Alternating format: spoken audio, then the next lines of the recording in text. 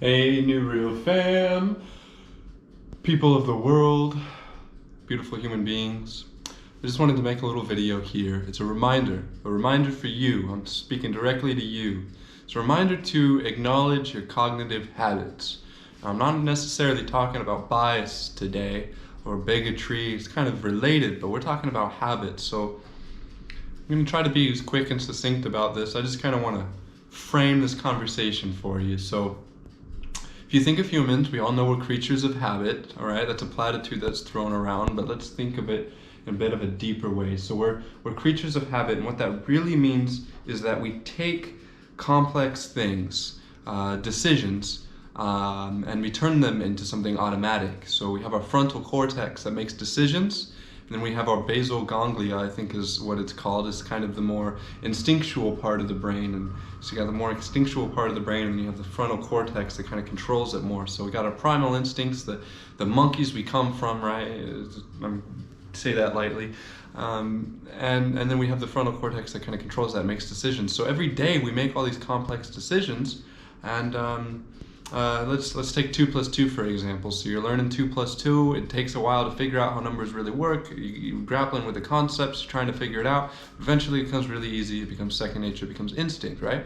There's so many things in our life, everything in our life, everything that we think and process, analyze, and interpret is done after some time habitually, and it becomes instinct. But what's super important to realize is there's so much room for error when our cognition and our innate psychology controls us in this way and limits us in this way. So you have to acknowledge that a lot of the decisions you make and the beliefs you hold stem from habit over expedited process over habit.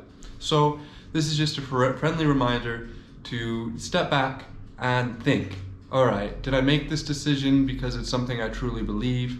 Do I believe this thing, this idea, because it's something I truly believe? Or is there inner working, untouched, expedited processes, succinctified, complex ideas that we should be analyzing? Because, I mean, think about it. If you make one, if you work on 2 plus 2, you work on 2 plus 2, you get it, and you move on to the next step, and there's something wrong about it, and you never figure out that thing is wrong. I mean, let's say 1 in every 1,000 complex things we grapple with, we get a slightly skewed idea of what is truly going on, if there is something truly going on.